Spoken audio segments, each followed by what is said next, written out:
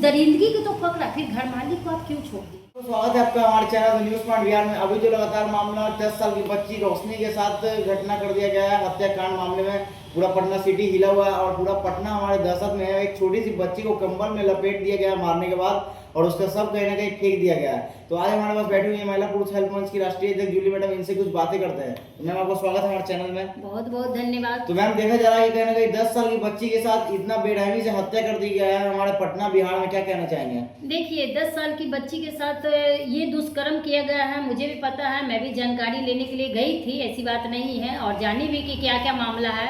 अभी हम बता देते हैं कि जो 10 साल की बच्ची वो दूध लाने गई थी, पर वो ड्रेस में थी, वो ड्रेस पहनले थी और माँ उसकी बोली कि थोड़ा सा दूध दिया, और घर के बगल में ही है, दूध दिया और देने के बाद तुम स्कूल चले जाना।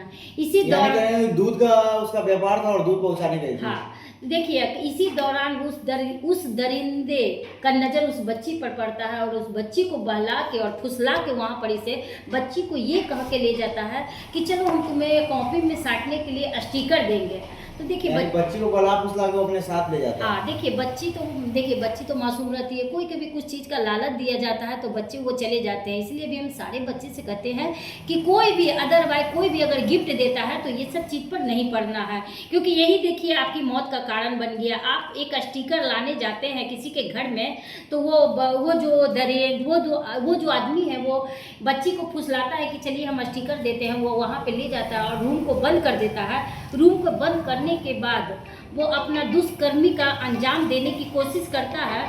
तो देखिए इस कोशिश में तो वो नाकाम हो जाता है। तो वो क्या करती है, लड़की बहुत चिल्लाती है, वो जो रोशनी नाम की लड़की है वो बहुत चिल्लाती है।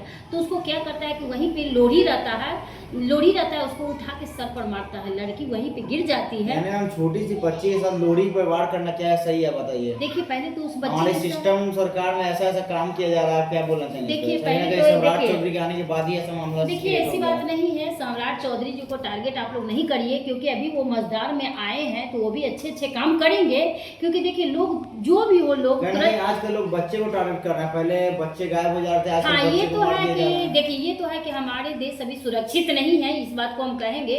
पर हम ये भी कहेंगे कि अभी जो बच्ची का कांड हुआ है उसमें प्रशासन लोग तुरंत सेवा दिए हैं, तुरंत उस मामले को जांच पड़ताल करके 72 घंटे के अंदर उस मुजरिम के साथ क्या करना चाहिए? सरकार उसे फांसी देने के लिए बोली है। एकदम उसको लेकिन ऐसा कई काम हुआ है जिसमें सरकार किसी को फांसी नहीं देती है, फांसी बोलकर कहीं ना कहीं उसे बेल मिल जाता है। अभी जैसे कि हाल ही में देखिए ये मामला भी आप बोल रहे हैं, बहुत अच्छी बात है। हम आपको बता देते हैं कि देखिए वहाँ पे घर जो लड़की 10 साल की बच्ची है उसके साथ दुष्कर्मी किया गया है, तो वो एक रेंटर घर मालिक के घर में रहता था, मतलब वो एक किराएदार। घर मालिक और रेंटर दोनों ने मिलकर दोनों का नहीं, घर मालिक ऐसा नहीं किया था, पर घर मालिक भी जो था वो एक अय्याश टाइप के था। जहाँ पे वहाँ पे लड़की का जो वहाँ पे हम लोग भी गए हैं, बात किए हैं, जितनी भी महिलाएं बोल रही थी कि वो एक दिल फेंक टाइप के आदमी था जो हर लड़कियों पर हर औरत पे बुरी नज़र डालता था।